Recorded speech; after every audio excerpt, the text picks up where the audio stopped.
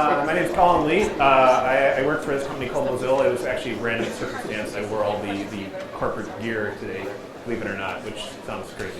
I'm not selling anything. I don't like any jobs I'm trying to fill or anything. But I work for Mozilla. I started on the Firefox Focus browser about a year ago, and I switched over. Lately, I'm working on Firefox Preview, which is also called Phoenix. It's pretty awesome, and I'm excited to let it out to the world when it's ready. Yeah, I did a bunch of other stuff. I used to consult, call the shots, a whole bunch of random things. You can tell I have no life because I do too much stuff. Yeah, so I'm going to talk to you guys today a little bit about this thing called architecture, which is, I think, not nearly enough understood in the community.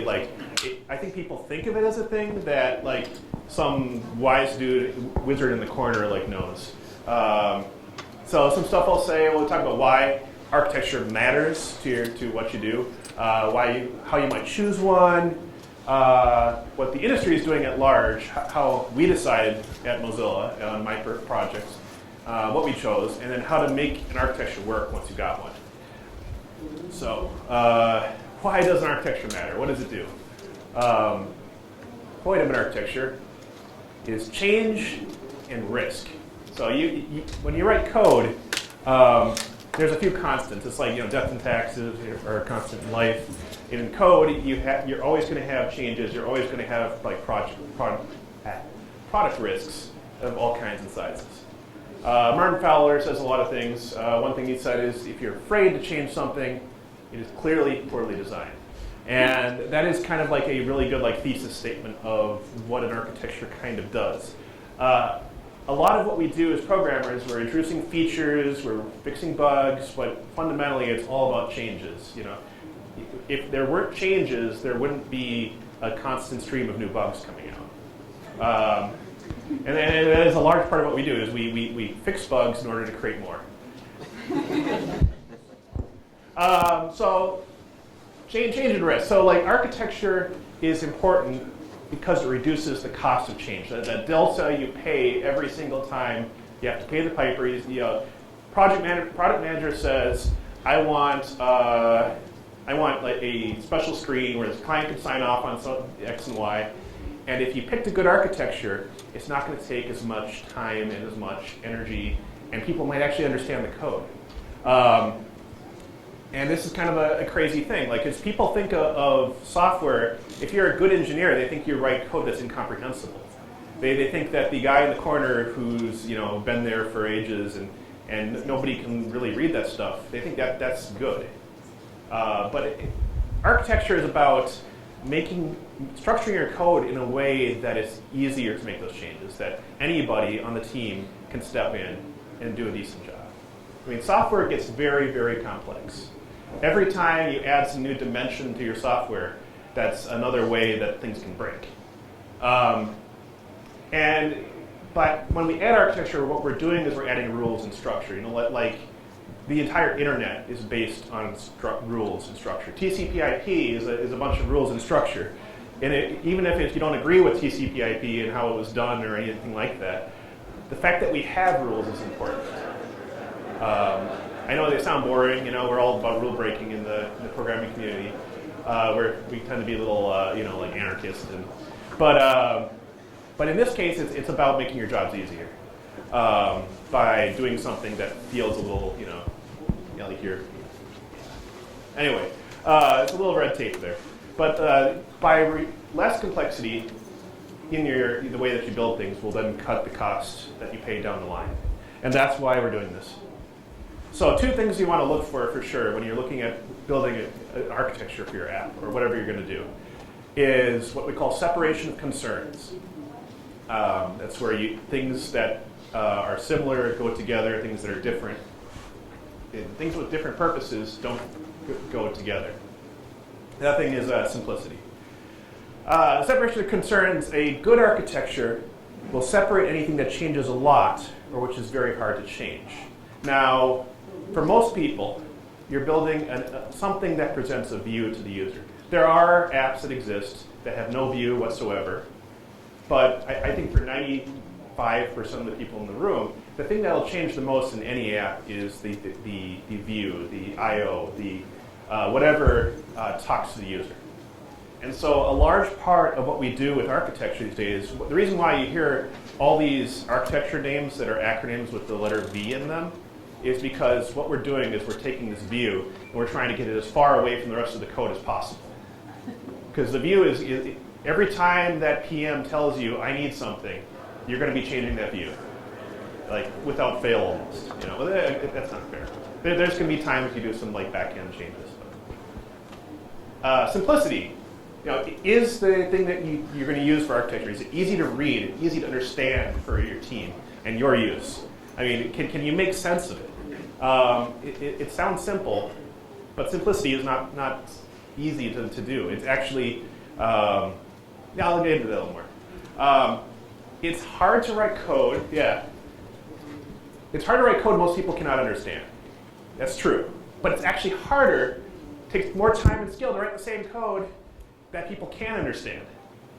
So sometimes what you'll see like the internal come in and write very simple code, and then they'll get really good, and they'll be like this mid-level engineer, and they'll start writing this crazy stuff. Maybe they'll put some ArcJava or some, like React stuff, stuff that the rest of the engineers can't read. But then as they get more senior, the code starts looking more like an intern again. And that's because, as you get good, you understand that, you want to be able to read this. It actually matters. And Martin always says stuff. He said the same thing himself. He says any fool can write the code that a computer can understand, but good programmers write code a human can. So when we talk about architecture, a lot of people will ask about, well, okay, what about this library? What about Vue or React or whatever you call it? And without fail, it's important to point out that a library or framework is not itself an architecture. An architecture is a set of rules that structure how you do something. A library can help you get there, but the library is not your architecture. A library is just a way of maybe simplifying something or reducing the amount of boilerplate, or sometimes increasing the amount of boilerplate, depending on the library. But it does not actually create the architecture on its own. The architecture is something you agree upon with your team, and it's the way you write your code. So that's an important distinction. So choosing an architecture actually gets pretty hard. And a large part of that is that there's so many architectures that are different in very small, nuanced ways. And again, the reason for this is because all the architectures are trying to do the same thing. With a very few exceptions, they're trying to break the view away from the rest of the code. And so that's why we see all these architectures with MV star. So first thing you want to do to choose your architecture is you want to spot the complexity in what you're building. You're going to want to say, what parts of my code are going to be most likely to change? What things are they going to ask for new fixes or new things on a regular basis? What parts will you write? What parts are a black box? And you want to keep those separate because that black box stuff, you don't want to have to change the black box stuff at the same time you're changing your own stuff. What code sections hurt the most to change? And I mean hurt in the sense of you'd be pounding your head kind of situation. And those are the pieces you want to break out and put somewhere else and have a interface layer where they're talking to each other somehow. And that will then make it easier to go in and understand the code. Well, what happens a lot of times is we end up with what's called God objects or God classes. You have, let's say, a single screen in your app. Does something important. And anytime somebody wants to make a change to that screen, they add to it. What happens is you add features, and then you add features, and then you have to fix bugs. And you end up with this spaghetti class where people can't trace the flow of the logic anymore. By breaking things away from these God classes, you make everybody have a better job. So what you do is you start migrating the complexity. You isolate the parts that change a lot of you, the ones that are hard to understand, and the ones that hurt the most to change in your app. Code that changes together stays together. By the way, people are talking about alcohol fuel development and what was it, resume fuel development, but I just landed on a runway at 6 a.m., so I'm doing coffee-fueled speaking right now. I actually wrote that right before this, so. Code that changes together stays together. So let's talk about what the industry is doing, like all the architectures that have been released in recent years. And you'll see a lot of similarities right away. Model view controllers, actually, when I say recent years, we're talking, I think this is actually Martin Fowler, or around, it was in Microsoft. This is like 80s we're talking. I'd say early 90s, late 80s, somewhere in that time frame. Mid-80s, and it started with small block, I think. Ooh, wow.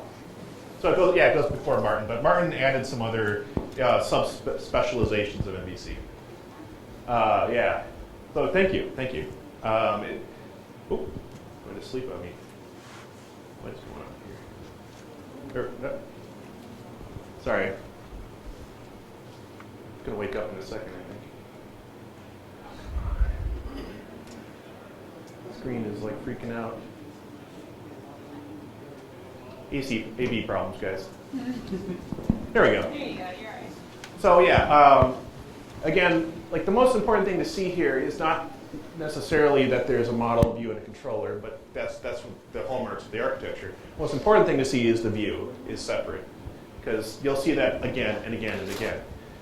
And when we talk about a model, we're talking about like not what we call the view model, but actually it's the data in the back end of your app. It's the in this case, it's talking to a database, but it could be talking to an API server or something. But yeah, so the next few slides are going to look very similar to this one. This is model view presenter. And again, we have a model, we have a view, we have something in the middle. This is actually, I think of this as being just a slightly more specialized version of MVC. It doesn't really change that much. It's just the way that it's done. Essentially, the presenter will directly hold a reference to the view and then modify it. And this is called model view model, or view model. And in this case, it's a little bit different. It's like MVP, but instead of holding a direct reference, the view model is observed. It has an observer pattern where anytime you make a change to your view model, the observer will just automatically update the view. So it's almost identical to MVP. The only difference is it's reactive rather than being a push to pull, or it waits for changes.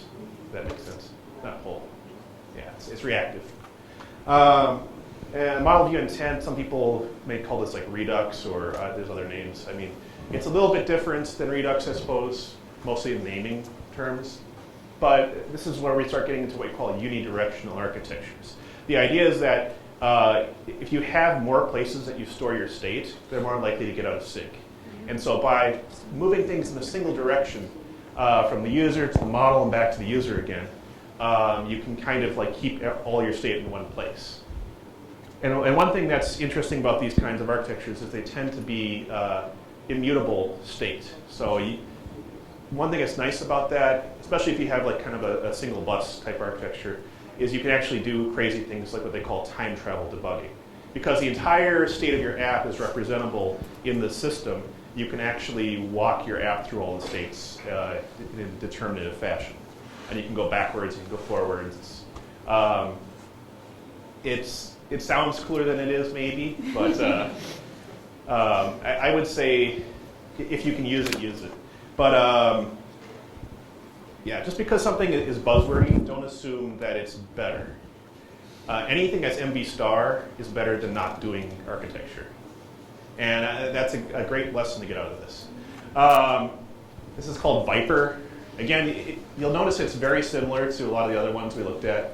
It's separating the view, it's got a presenter. MVI also has a view model and a presenter. So all of these things are actually a lot more similar than you might expect.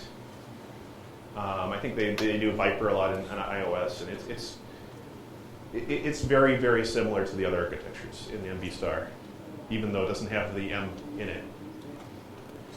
And so most of the things that are being used nowadays, I would say the vast majority, maybe 90%, when companies decide to impose an architecture, to put rules, to break their code away, it's about MB star. It's about moving the view away from everything else.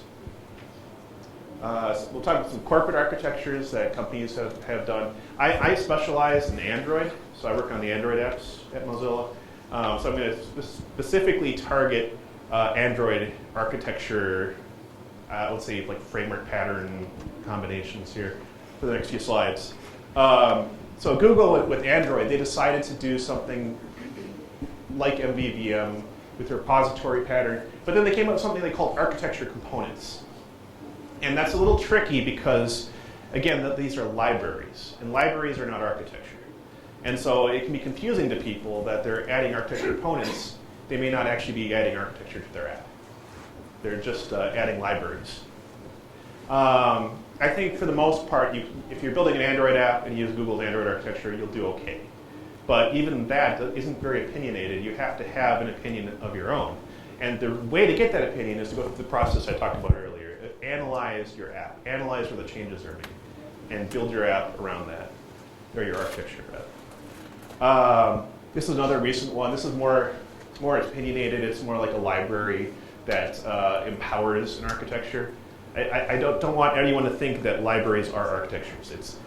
Mavericks is a way to do something MVI-like, sort of a unidirectional flow, but it's very opinionated. So it's like you just put this library in there, and it's a lot less code. Yeah, it's a reactive architecture that's MV star. Ned, you guys are going quiet. Yeah, I think I might need to go to a different mic. Check. Try this one. Sorry about that. It said low battery when it started. If I talk loud, can you guys hear me? Yes. Yeah. Okay. I'm good at talking loud. I'm a lot of Okay. So Netflix came out with their own architecture, which I don't think was necessarily new, but the one thing they did very, very well is, especially on Android or in mobile apps, it's common to try to fit everything into like an activity or a fragment model, which is true on both. There's certain similar ideas on both Android and iOS. And they think that that's the view. But in actuality, it's not a separation from service. What happens is this fragment or activity talks directly to the OS. And by talking to the OS, it's performing a role other than providing a view to the screen. And so what they decided to do was to build these reusable pieces of view that you can put into any place in your app. That you have a component that talks to the OS, and you have a view that talks to the UI. And that separates your view from the activities and fragments.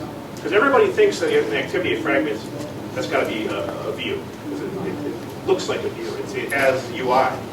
But it's not a good idea to combine those things, because you're combining things that change very, very, very often with things that don't. Right? Anyway, it was a very, very good idea for them to do this. I think you're not going to have as bad a problem with this on a say a server-based app as you will with a mobile app, because they make a better distinction between the UI I/O piece and the backend than they do on mobile. Uber did something genuinely different from what everybody else was doing. They built an architecture that is not revolving around providing view. It's actually a tree-based architecture for an app that does everything for everybody. Because they didn't just have a driver app or a user app, they wanted an app that saw a very divergent set of uses. And so they had to build a ridiculously complicated architecture to provide a single app for everybody. And it took them a very long time to create and cost them a lot of money.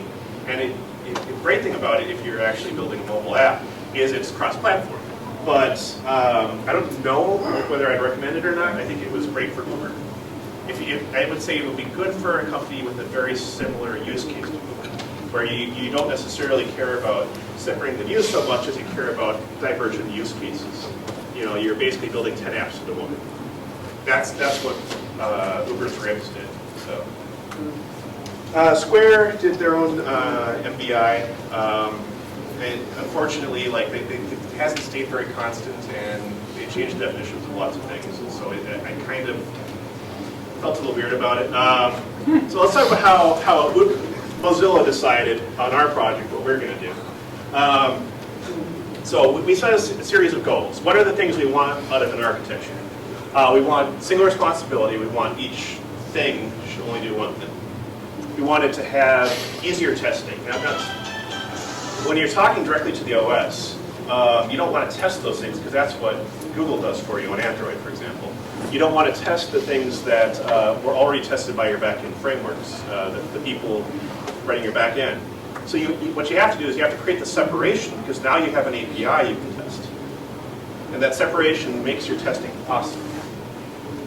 Having readable code was very important to us. Sometimes people will try to make a massive stream of RX reactive logic, and it becomes harder to read. So we spent a lot of time focusing on the readability. Also, useful stack traces. So if you're jumping between, let's say, RxJava and live datas and all these other systems, what happens is your stack traces become unreadable. So you wanted to reduce the number of jumps between alien languages, if that makes sense. So that means that you can quickly solve bugs, and your cost to solve anything that breaks is a lot cheaper. Code reuse, we wanted to have stuff we can just plop into a screen and would use the same UI component in multiple screens. And finally, we wanted to be able to A/B test our layouts, and swap around the style of where everything's put on the screen with just a simple switch, basically. So we wanted, and based on those goals, we were able to pick an architecture. We also talked about things we wanted, like our desires, things that weren't necessarily requirements, but things that would be kind of ideal if we could have them. Uni-directional stateflow is very buzzwordy. You don't have to have it, but certainly it's something that's nice. And so we would want to see if we can get that in there. A/B testing was very important to us because we were building a fundamentally new browser around the idea of mobile use. Part of our hypothesis is that browsers on phones up to this point have not been designed around phones. They were basically desktop browsers plopped onto a smaller screen. You've got a URL bar at the top where you can't reach it, and you've got all these. You're always making new tabs because you don't know where you left off. You do very short sessions that you don't do on a desktop. And so we wanted to try to build a whole new thing, and that's hypothesis on hypothesis. So A/B testing was critical to our use case. We didn't want to make our views be talking to the OS. That's not cool directly. Rich animations, which meant that we had to have a way to tie all these layouts together somehow, so they could. We ended up using Constraint Sets. I'll tell you more later about that. And using both the engine and the components as a source of truth. So when I'm talking about the last part, like we had some black box pieces. We had an engine that was written in C++ and Rust. We had components that were written in Kotlin. And they were both pieces that don't give us visibility into their internal state. And so that meant that we couldn't say just do MBI with a single global state of the world because we didn't know the global state. We don't know the internals of all these things that we're talking to on our front end. So here's what we chose. Keep this going. We borrowed some of the Netflix architecture and combined it with localized MBI. Now I say localized MBI because we can't trust that we know the internal state of things that we don't actually control. I can't say that I know what the browser engine is doing on the finest level, which means I can't time travel debug, the Gecko View engine any more than Chrome can go deep dive far into what the internals are of their engine. And so I had to make it localized. I couldn't have a local state of the view. And plus, a especially on mobile, having everything on a single bus is not very important. You know, you want things to be threaded. You want it to be, fine-grained, and things go away when they go away. So this all made sense, and I wrote up a big doc on when we made our decision on all the reasons why we did what we did, and it's all out there on our GitHub. And the great thing about us being an open source company is, everything that we do is visible to the world. You can learn from us. You can say you did this wrong, and we'll learn from that too, because we do things wrong too. You can see the full source code of both our architecture and our app, actually. And if you wanted to, you can fork it. I mean, people do that regularly. It's all out there. The project is called Phoenix, although I think the branding right now on our early builds, you can look at, all say Firefox Preview. There's history reasons why it's named Phoenix with an F, but I don't really get into that. Just is, right? So here's kind of like how it flows. Don't pay too much attention to the buzzwordy, fancy words here. None of these things are based on the platform, but we just invented words, basically. Our fragments. A fragment is a reusable piece of UI on Android that usually presents either a screen or a part of a screen. So the Android fragments contain our UI components.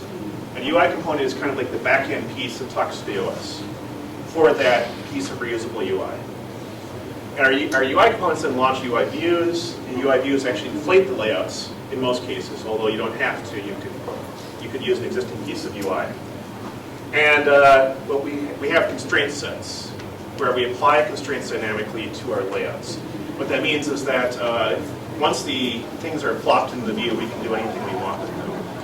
Both Android and iOS have these constraint layouts where it uses a solver, and you apply rules, constraints, where it says how far from each edge of the screen, how far from other elements in various ways. And it's actually quite complicated. It's a mathematical solver. But what you can do is you can animate those constraints. You can apply a constraint set and then apply another one and have them animate from A to B. And that allows you to do very, very rich animations in your app. It also allows you to A/B test your layouts very, very easily with animations, no less. UI components has something called reducers, which sounds more complicated than it is. Everybody I've talked to who hasn't done MVI or Redux thinks a reducer is something crazy. All it does, you take one immutable thing, variable, object, whatever, and you copy it, and you make a small change to it. And that change represents the change that the user made. Technically, the user took some action. That action caused a change to occur in your model, and that change creates a copy with that change applied. That's it. That's what a reducer does. Is it applies a change to your model. That's it.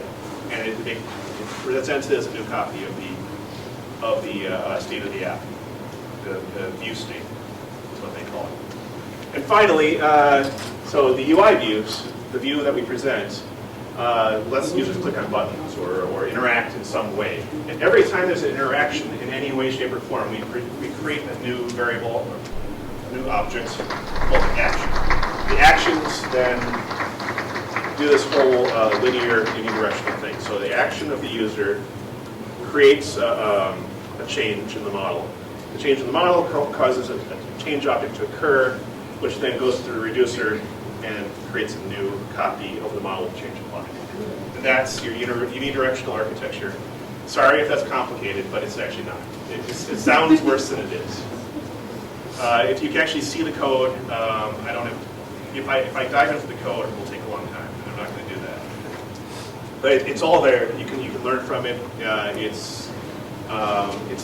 One guy on our team spends less than 4 hours in an afternoon and was already cranking out whole components. So I'm not saying that anybody can do it at the best time frame, but I will say that it's something you can comprehend by looking at code. Finally, making it work. How do you make your architecture work once you put it out there? It's 5 steps I came up with. Seek input. You don't just blithely throw an architecture at people, because that tends to do the resume field development thing we've been talking about. You explain why you made the decision you did. That's important. Like, data is what makes computer scientists tick. If you give them data, they'll be more likely to take your side. So explaining why you did something is absolutely key. You need document. You write up a thing that says what you're doing, why you're doing it. You know, so everybody knows if somebody comes on your project, they can read the doc and they can say, hey, this all makes sense. I'm good with these rules, I can follow them. Finally, you prototype, because programmers are great at nitpicking anything. And literally anything. They like talk about Star Trek or Star Wars, and they will nitpick whatever you just said. And so building a prototype is another way of providing data. Like having the actual code in front of somebody makes it a lot more tangible, makes it easier to decide if the critique is valid. And so like when they're criticizing your document, it's kind of like just throwing spitballs at something, and it's pointless. It doesn't really factor in a way that's it's more like about hearing the concerns than it is about actually validating your architecture. Prototyping is when you can actually validate your architecture. Because once you have a prototype, everybody can talk about something concrete and say what they don't like and what they do like. And at that point, now it's real. And finally, step number 5 is really important because nobody produces a perfect architecture on their first try. Even if you use something already out there, you might do it in a way that people don't agree with. And that's where you can build the trust of your team, and you can make sure this architecture goes great for everybody. Software isn't done until it's dead. I know people like to say, yeah, it's done, it's turned over. There's kind of contracting firms in town who have to turn something over to the client, but it's never really done because these days you produce a mobile app or a web app, and if they don't see updates to it within a month or two, users start dropping your app. When you build an architecture, it's important to understand what people's concerns are about it, and then if there's places you can improve because the OS changed or something in the, I don't know. And if anything in your library has changed, you may have to reevaluate. And that's why I was saying, iterate, rinse, repeat. So, oh, my image didn't show up. Oh well. I guess I didn't save because my bad. I can find out the file system here. Where is it? 1 second. Maybe yeah, there it is. There's one image. Here's another one. Yeah. So we have a new browser.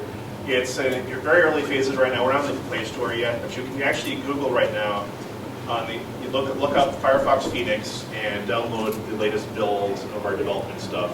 It may crash. That's fine. We're aware. That's why it's not in the Play Store yet. But you can absolutely check it out. We're doing some fun stuff with it. But yeah, where was I? Yeah. Summary. Okay. So the things you should remember from what I told you. Don't just copy whatever conference architecture somebody told you about. Like there's always people who will come up, again, resume field development. They'll go in front of a conference. They'll tell you absolutely have to use MVI. If you don't use MVI, you're not, today. You're yesterday. No, don't do that. The key here is to learn that almost all these architectures have key elements in common, and if you use any one of them, you will do better. Evaluate what you need, go through the process, come up with a good architecture. In most cases, like I said, stand on the shoulders of giants. It's an expression, science took a lot of smart people a lot of time. And if you don't stand on the shoulders of the people who came before you, in the metaphor, then you're not really doing it right. You want to borrow the things that are good, that work well for you. You don't want to always reinvent the wheel. Somebody did a very valid criticism of my architecture when I came up with it, that just by combining 2 good architectures, you don't get a better architecture. It's not automatic. You have to do a lot of work to make that happen. And sometimes, you can fail. You can build 2 things together that don't work at all. So don't assume that you shouldn't just latch onto something in the community and use it. And don't assume that it's a library. That's your architecture.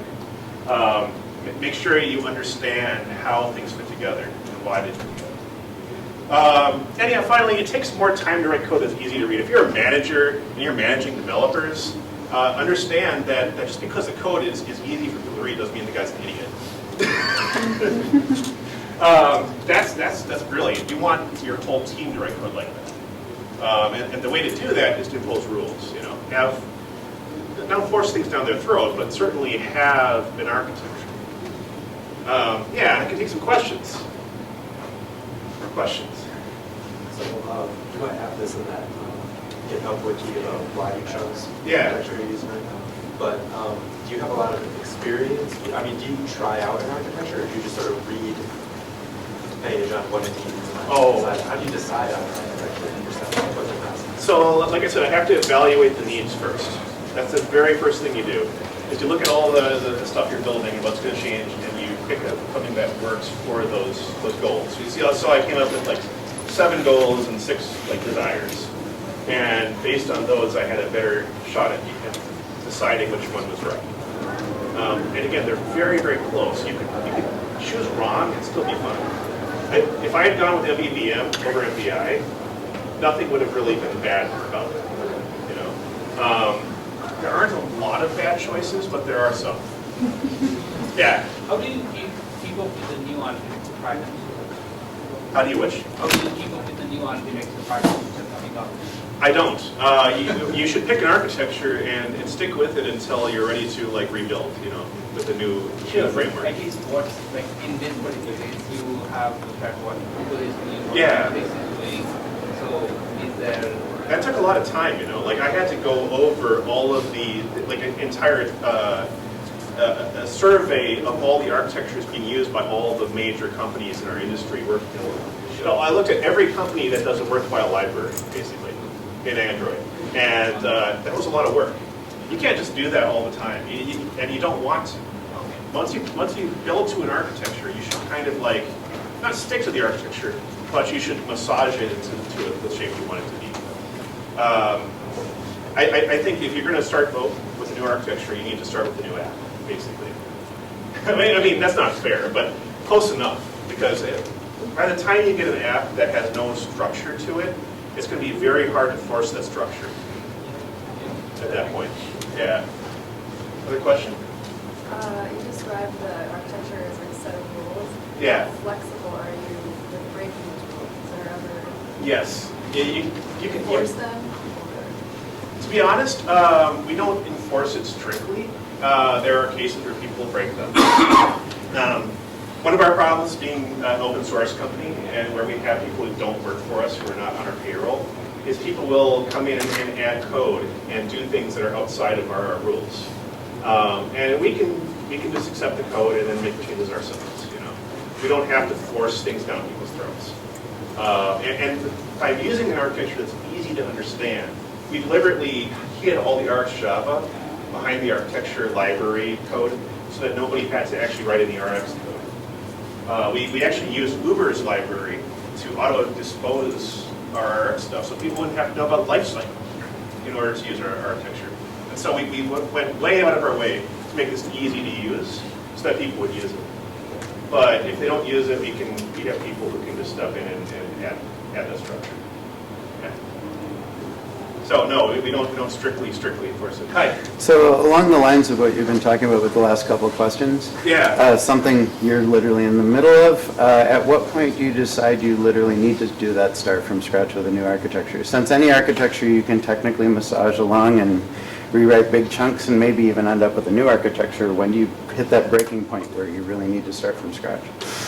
Good question. Now, starting from scratch is a massive decision, and it's destroyed companies before. Okay.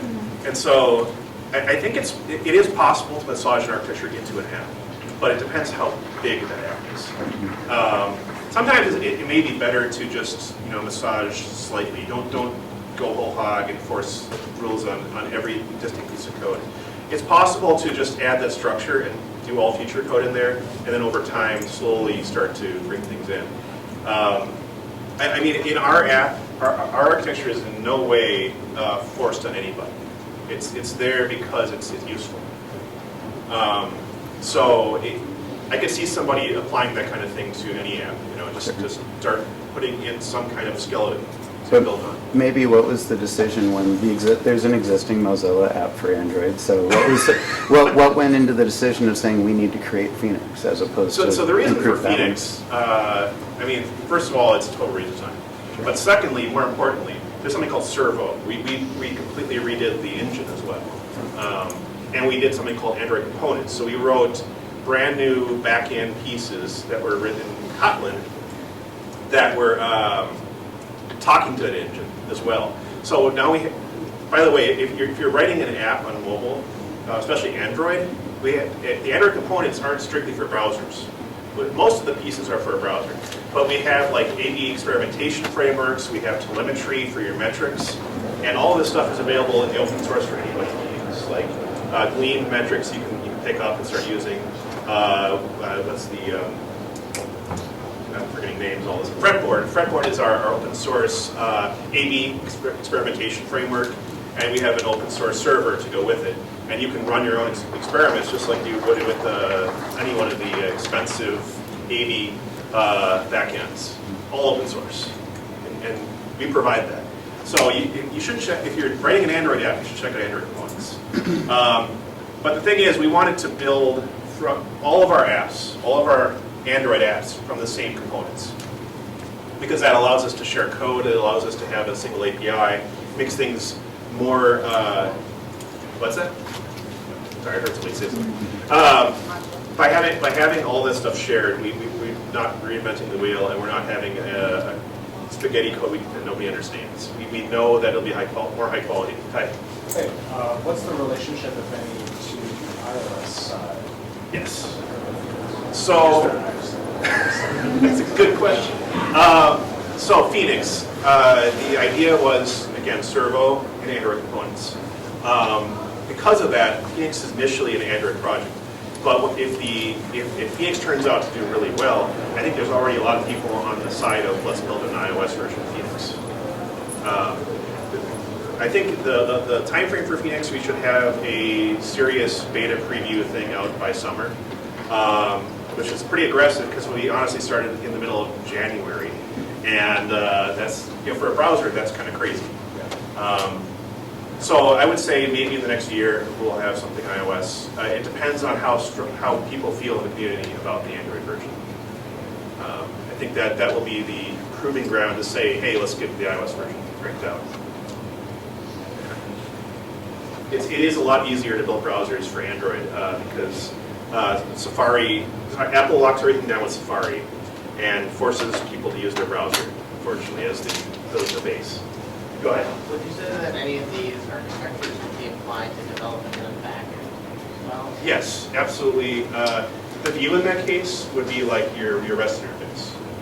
That's a view. If you think of things in terms of I/O, it still applies. You have an interface to the public world, and that's your view. And you still have a model. You still have something in the middle between those two. Yeah, go ahead. When you spoke about a stack trace, does that extend the logging? Stack traces. Yes, that does extend the logging. Logging is complicated because there's security issues with it. There's you don't necessarily, you have to log differently in different environments. One thing that was great about the architecture we chose is because it's like a bus essentially, where you have immutable objects passed along it. It's very easy to log out those objects anytime and even replay them to see what happens. So if you log all of your view state objects, you can get a very big picture of what's happening here. So by using the architecture we did, our logging was much more powerful. But you still don't want to turn it on for everybody because that would be a problem if those logs get wrong. Yeah.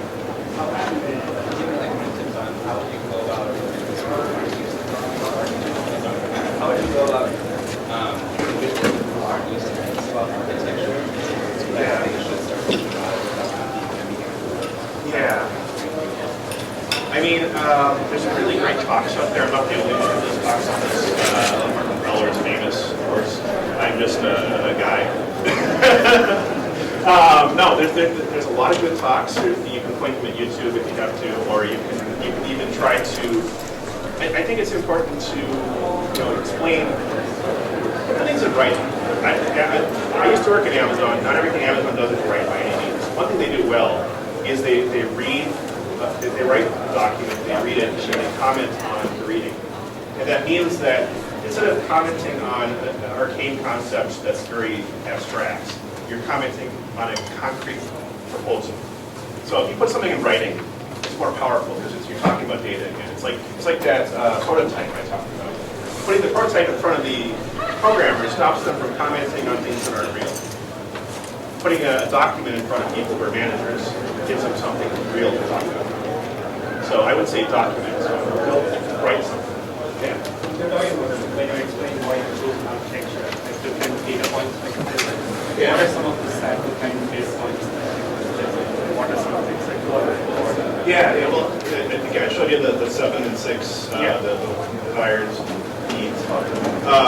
So using those, I was able to compare them against the features of each one. I mean, positives, minuses. I did a long doc. Actually, I did several docs. And that doc laid out each of the architectures and why they would match or not match. That's how it works. Simple cost-benefit analysis. Okay, lunch? Lunch it up.